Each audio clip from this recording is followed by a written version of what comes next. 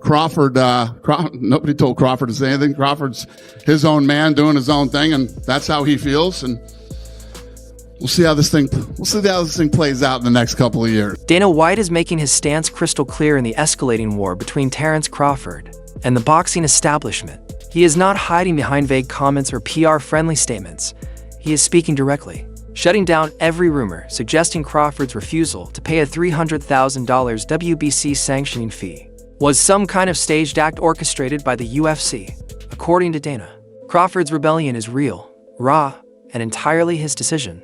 And the way Dana is backing him makes it obvious that this situation goes far beyond one fighter refusing a fee. This has turned into an open challenge to the entire infrastructure of professional boxing. After defeating Canelo Alvarez, Crawford refused to pay the WBC's enormous sanctioning fee, recognizing that he was essentially being charged to rent a belt he already earned in the ring. In response, the WBC stripped him, exposing a ridiculous paradox. The best fighter in the world lost his belt not in a fight, but because he refused to hand over a check. Crawford unleashed a furious Instagram rant moments later, telling WBC President Mauricio Suleiman to keep the belt, and calling it nothing more than a shiny trophy. He even pointed out the irony that the prestigious Ring magazine title, the one many fighters consider the real crown, doesn't cost a single dollar. Crawford wasn't just refusing the fee, he was devaluing the entire idea of sanctioning bodies. And guess what? It's free! It's free! How you love that? $180,000 free. How much your belt cost? I wonder, how much your belt cost? Huh?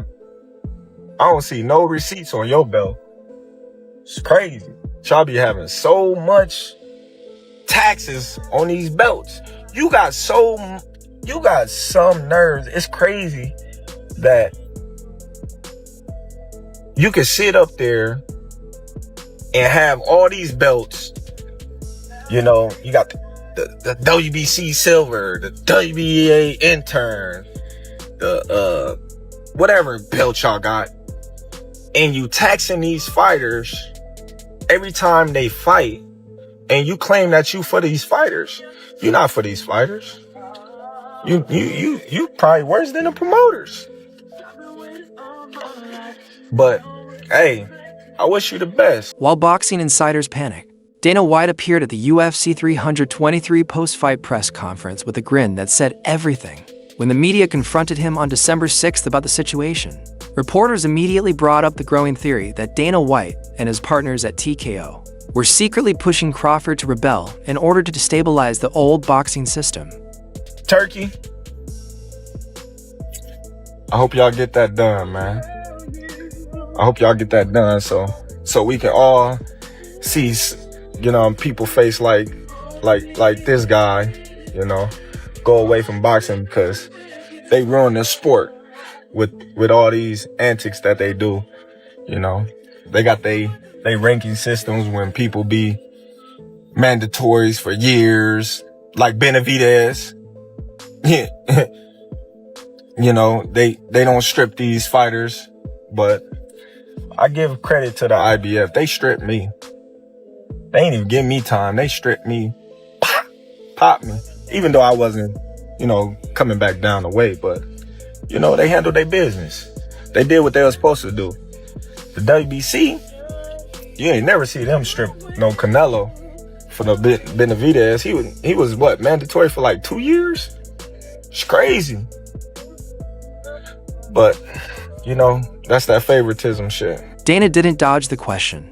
Instead, he shut down the rumor clearly and decisively. Nobody told Crawford to say anything, he said. Crawford is his own man doing his own thing, and that's how he feels. But listen to the tone.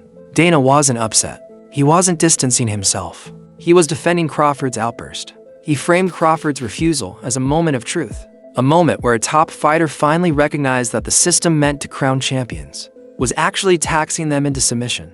Dana has spent years saying the boxing model is broken. Things starting to fall apart. You know, once there was so much money involved and it got so big, guys started ducking other guys. Then you got the sanctioning bodies in there. We think this guy's the champ. We think this guy's the champ. And then none of those guys would fight each other. That's when it all started to fall. Now the pound-for-pound king is proving him right on the world stage. And then Dana dropped the cryptic line that sent shockwaves across the industry. During the same press conference, he took aim at the Ali Act, the federal law boxing promoters often use as a shield. He mocked the current generation of boxing promoters, calling them hypocrites hiding behind legislation they claim protects fighters, while they quietly strip those fighters of money through fees and commissions. What did you think of the WBC stripping Terence Crawford of his belt? Listen, if you look at how this thing's playing out, first of all, let me say this. I love that all these boxing guys love the Ali Act the way it is now.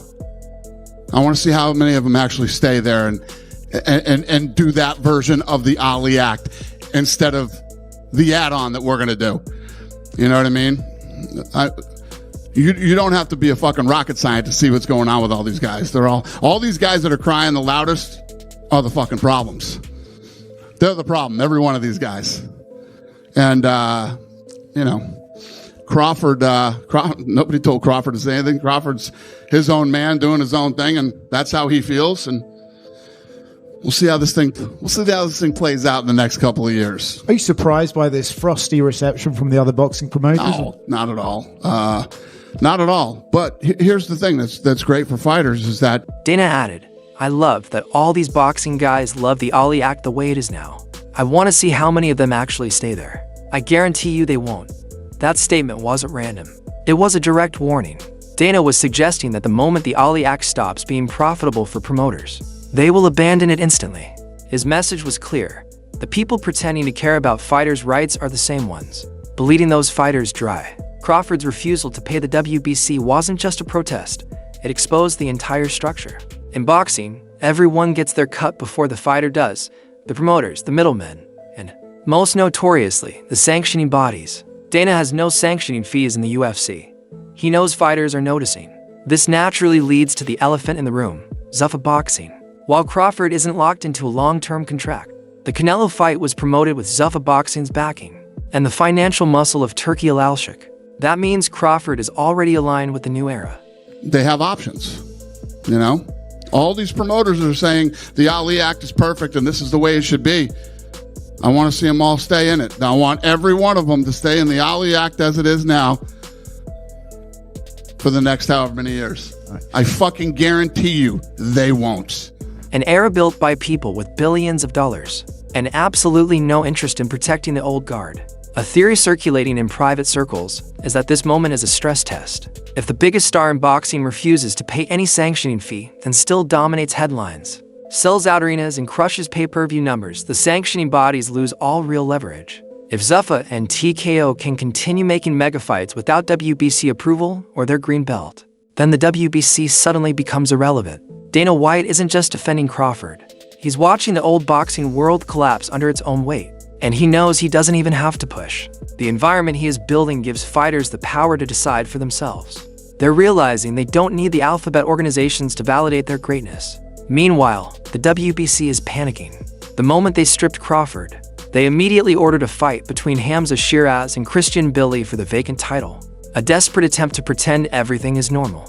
But nothing is normal. If Crawford continues breaking records without the WBC belt, other fighters will ask the same question. Putting it right back into the sport, and then an even bigger one comes along, and you just signed a rights package for $7.7 billion for the UFC. We're talking about NFL, NBA, MLB type numbers, starting to get into that territory, rights deals that boxing has never had. Do you think it's possible to build a boxing business to that kind of scale? That's the plan, and you're absolutely right. It's one of my, when I think about the boxing guys, all the boxing guys, all these guys that talk smack and all the dumb stuff that's said, these guys have been in the business for 100 years and none of them have done anything. I've never seen a business where there's been trillions of dollars in revenue, and at the end of the day, there's nothing there because none of them reinvested in the sport of boxing. Every time they put on an event, it's a going out of business sale. We have reinvested hundreds of millions of dollars into the sport of MMA and into the UFC. And yes, we will do the same with boxing. Why am I paying thousands or hundreds of thousands for something that doesn't change who the real champion is? Dana White sees the walls closing in. That's why he's smiling. The establishment is tearing itself apart over a $300,000 fee, while he positions himself to take over the future of boxing. Crawford, the undisputed king in the eyes of fans, has spoken, and for the first time in decades. It's the sanctioning bodies who are trembling. So that wraps up today's video. If you enjoyed the breakdown, make sure to like, subscribe, and hit the bell icon so you never miss future updates. And don't forget to drop your thoughts in the comments. This story is only getting bigger from here. Stay tuned, and we'll see you in the next one.